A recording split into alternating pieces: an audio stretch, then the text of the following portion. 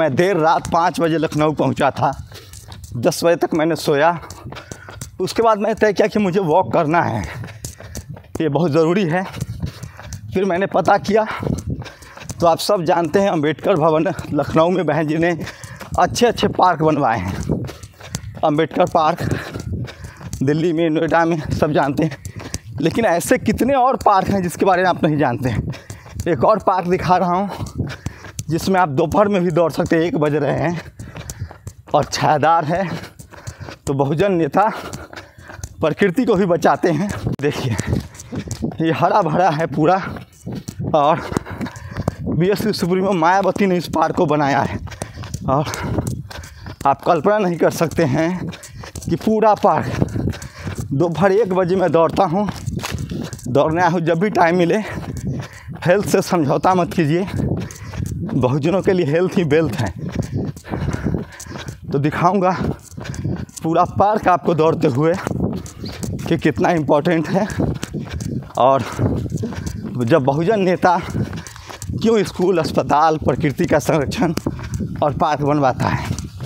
पूरा पार्क दिखाऊंगा आपको। देखा आपने, ये है बीएसपी सुप्रीमो मायावती का 5 साल का कार्यकाल लखनऊ में, यूपी में, जिसने यूपी को स्वर्ग बनाया।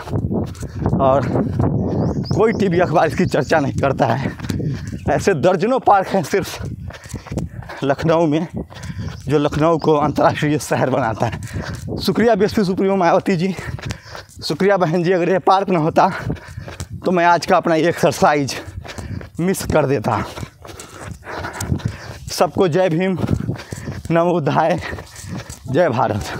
तो ये देखिए 11.66 माइल है और 1463 कैलोरी मैंने बर्न किया है। 15,832 कदम चले हैं 1 घंटे में। तो लगभग 15 किलोमीटर है 1 घंटे में। ये दौड़ ख़त्म कर दिया है। लेकिन खबर ये नहीं है कि मेरी दौड़ कैसी रही, मैं बताऊंगा। लेकिन खबर ये है कि ये दौड़ इसलिए हो पाया क्योंकि ये पार्क था। आप सब जानते हैं बीएसपी सुप्रीमो मायावती जब मुख्यमंत्री बनी 4-5 साल के लिए समर्थन से, फुल फ्लेज समर्थन से और बहुमत से, तो लखनऊ को उन्होंने स्वर्ग बनाया। और नोएडा, लखनऊ, दिल्ली, एनसीआर, पूरे यूपी को उन्होंने सबसे विकसित राज्य बना दिया। लेकिन इसी बीच उन्होंने सावित्रीबाई फुले इंटर कॉलेज, मुख्य बधिरों के लिए यूनिवर्सिटी और गौतम बुद्धा यूनिवर्सिटी, सबसे ज़्यादा हाई स्कूल, सबसे ज़्यादा मिडिल स्कूल, सबसे ज़्यादा आवासीय योजना और सबसे ज़्यादा कॉलेज यूनिवर्सिटी बनवाया। Medical college, dental college, engineering college. उसके साथ साथ प्रकृति को किस तरह से उन्होंने बचाया है, ये उदाहरण है। मैं इस पार्क का नाम नहीं जानता हूँ, बताऊँगा। मैं ये लखनऊ में आया था, मैं कल चुनाव लड़ने जा रहा हूँ। वैशाली से मैं निकला था और मैं रात के 9 बजे दिल्ली से निकलता हूँ। रात 4 बजे मैं लखनऊ पहुँचता हूँ। उसके बाद मैं 12 बजे दौड़ने आता हूँ और 1 बजे तक दौड़ता हूँ। और ये पार्क ना होता पास में जहाँ मैं रुका था तो मैं दौड़ ना पाता। तो ये शानदार पार्क है और ऐसे न जाने अनगिनत पार्क हैं जो मायावती जी ने बनवाए हैं। तो प्रकृति का संरक्षण हो, स्कूल, कॉलेज, अस्पताल की बात हो, ये सब बहुजन समाज के नेता करते हैं। इस जगह के लोगों का ज़मीन की वैल्यू बढ़ी, जिनकी कोठियाँ हैं, ऑब्वियस बात है बहुजन समाज के लोगों की नहीं होगी, लेकिन जिन लोगों की होगी उनको कितना फ़ायदा हुआ होगा।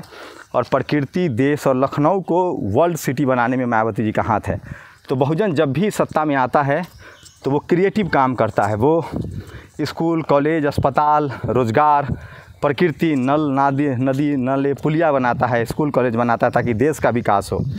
तो आप इस बार धर्म के नाम पर, जाति के नाम पर वोट करने वाले को इनकार कीजिए और जो बहुजनों की भलाई कर। मायावती जी ने एक्सप्रेसवे बनाया, शहरों का विकास किया, गाँव का विकास किया, स्कूल, कॉलेज बनवाए, मानवर कांसीराम साहब आवास योजना बनवाई।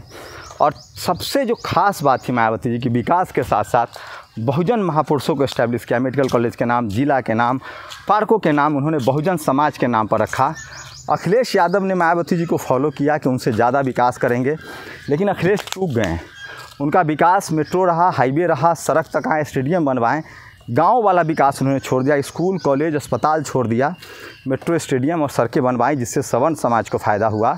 और सबसे बड़ी चूक हुई, एक तो उन्होंने प्रमोशन में आरक्षण का बिल फरवाया, दूसरा तमाम महापुरुषों के नाम से जो जिला था, जो ऐतिहासिक स्थल थे, उनके नाम बदल दिए।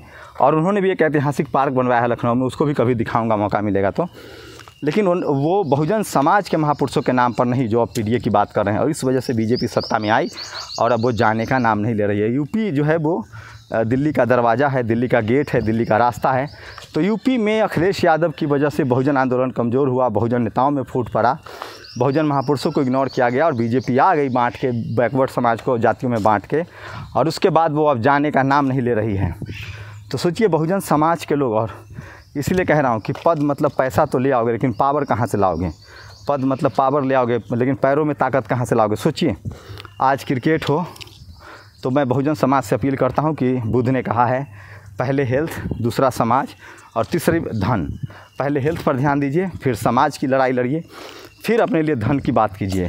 अगर आप हेल्थ रखेंगे, समाज की लड़ाई लड़ेंगे तो धन अपने आप आ जाएगा। जब आपकी सरकार होगी, सत्ता होगी, तो आप सुरक्षित रहेंगे। और सोचिए, बहुजन समाज के लोगों से मैं अपील करता हूँ कि आप ब्लैक समुदाय के लोगों ने जिस तरह से खेल में, फिल्मों में, सब जगह झंडा गाड़ा, आप भी झंडा गाड़िए, और यही आपका रास्ता। नहीं तो वो पद पावर तो वो कॉन्स्पिरेसी करके ले आएंगे, लेकिन पैरों में ताकत कहाँ से लाएंगे? तो ये शानदार पार्क दिखा रहा हूँ आपको, अद्भुत है ये। और ये बीएसपी सुप्रीमो मायावती ने ऐसे न जाने कितने पार्क बनवाए हैं जहाँ लोग अपने दोस्त के साथ आते हैं, घूमते हैं, बैठते हैं, और ये ऐतिहासिक पार्क है ये। तो ये काम जो है वो बीएसपी सुप्रीमो मायावती का है। और जब तक यूपी को उन्होंने वर्ल्ड क्लास स्टेट बनाया, वर्ल्ड क्लास सिटी बनवाया लखनऊ को, और अगर ये पार्क न होता तो मैं दोपहर में 12 से 1 बजे में दौड़ नहीं पाता। Thank you Mayawati ji, thank you बहन जी, आपने इतना ऐतिहासिक काम किया, प्रकृति को बचाया, बहुजनों के काम किया। यही अखिलेश चूक गए। लेकिन अब बहुजन समाज की बारी है कि यूपी में 80 सीटें हैं, जो जहाँ से बहुजन जीत रहा है वहाँ से जिताएँ। और मैं खुद वैशाली से चुनाव लड़ने जा रहा हूँ। 75 साल का सूखा ख़त्म होगा। बहुजन समाज के लोगों से अपील है कि हमें ज़रूर कोऑपरेट करें, आर्थिक मदद करें। आपकी मदद से हम ये लड़ाई लड़ने जा रहे हैं। तो ये शानदार पार्क है, ऐतिहासिक पार्क है, जहाँ लोग अपने दोस्तों के साथ आते हैं, बैठते हैं।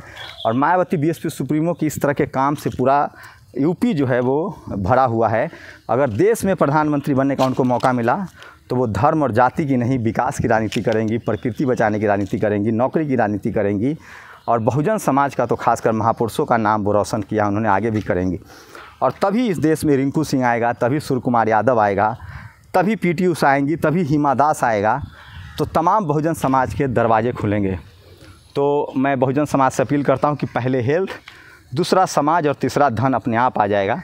तो ये शानदार पार्क है। और बहन जी बहुत बहुत शुक्रिया। अगर पार्क न होता तो आज मैं दोपहरी में इस दौड़ नहीं पाता। तो प्रकृति को बचाया है। तो मैंने आपको वीडियो बनाया था जब मैंने दौड़ शुरू किया था, ये मैं दौड़ने के बाद बना रहा हूँ। और मैं फिर कह रहा हूँ, बहुजन समाज से अपील कर रहा हूँ कि एकजुट होइए और अपनी राजनीतिक, सांस्कृतिक, सामाजिक जिम्मेदारी को समझिए। और हेल्थ, उसके बाद समाज और धन अपने आप आ जाएगा। और सोचिए, आपके बहुजन समाज को ताकतवर होना चाहिए। और सोचिए, रिंकू सिंह, सूर्य कुमार यादव, पीटी उषा, मिल्खा सिंह, हिमा दास, ये सब बहुजन समाज के हैं। तो पद मतलब पावर तो ले आओगे कॉन्स्पिरेसी करके, लेकिन पैरों में ताकत कहाँ से लाओगे? बहुजन वोट के रूप में जागरूक हो। और यूपी हो या देश के तमाम राज्यों में बहुजन समाज के लोग बहुत सचेत होकर बहुजन समाज को चुनें, तभी ये देश बचेगा, तभी नल, नाले, नदी, फुलिया बनेंगे। नहीं तो पहचानिए वो कौन लोग हैं जिस देश को लूट रहे हैं, जिसको खनिज लूट रहे हैं, पेड़ लूट रहे हैं, आदिवासियों को लूट रहे हैं, दलित पिछड़े की नौकरियां लूट रहे हैं, अधिकार लूट रहे हैं। तो इसीलिए एक ख़ास रिपोर्ट दिखाई थी।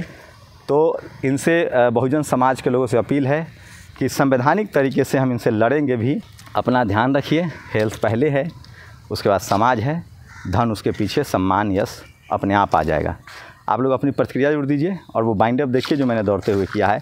और दूसरे विंडो में आप मेरा दौड़ते हुए तस्वीरें देख रहे हैं जिन्होंने कि यादव जी की मदद से मैंने बनाया है।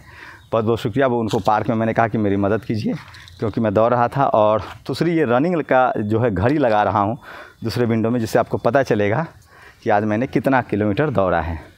तो देखते रहिए, शुक्रिया। नेशनल दस्तक की आपसे गुजारिश है कि अगर इसको बचाना चाहते हैं तो नेशनल दस्तक को सब्सक्राइब करने के लिए रेड कलर के सब्सक्राइब बटन को दबाएं, फिर बेल आइकन की घंटी दबाएं। नेशनल दस्तक को बचाने के लिए बहुत जरूरी है कि हर खबर को शेयर करें, लाइक करें, कमेंट जरूर करें।